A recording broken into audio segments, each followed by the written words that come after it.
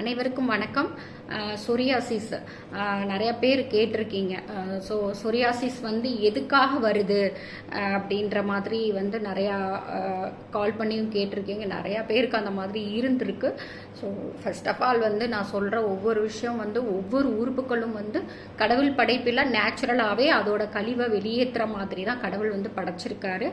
நம்மளோட உபாதைகள் உணவு உபாதைகளாக இருக்கட்டும், இல்லை தூங்குற ஒரு ஸ்டைலாக இருக்கட்டும், எல்லாத்தையும் நம்ம மாற்றி என்ன பண்ணிட்டோம், நம்ம உடம்பை ஃபுல்லாக அதோட கழிவையும் அது வேலை செய்கிற விதங்களையும் மாற்றி அமைச்சிட்டோம். இதில் பெருங்குடல், நுரையீரல் சம்மந்தப்பட்ட பிரச்சனைகள், அதில் அதிகப்படியான கழிவு தேக்கம் அந்த மாதிரி இருந்துச்சு அப்படின்னா நம்மளோட ஸ்கின் கண்டிப்பாக நம்மளோட ஸ்கின்னுக்கும் நம்மளோட நுரையீரலுக்கும் கண்டிப்பாக தொடர்பு இருக்குது. நுரையீரல் அதிகப்படியான கழிவுகள் தேங்குச்சு அப்படின்னா ஸ்கின்ல கண்டிப்பாக பிரச்சனை இருக்கும். நீங்கள் ஸ்கின்னுக்கு போய் ட்ரீட்மெண்ட் கொடுத்தீங்கன்னா எந்த வகையிலையும் அது சரி பண்ணவே முடியாது.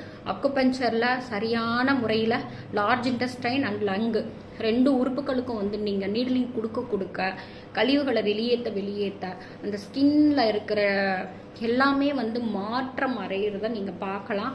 ஸோ அப்போருந்து இப்போ வரைக்கும் சொல்கிற ஒரு விஷயம் அதுதான்.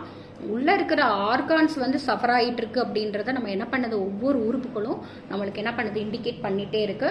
ஸோ அக்குபஞ்சரில் நீங்கள் என்ன பண்ணலாம், நாடி பரிசோதனை செஞ்சுட்டு நீங்கள் நீட்லிங் குடிக்கும்போது இந்த சொரியாசிஸ் அப்படின்ற ஒரு சில விஷயங்கள்ல இருந்து கொஞ்சம் என்ன பண்ணிக்கலாம், வெளியே வரலாம். தேங்க்யூ.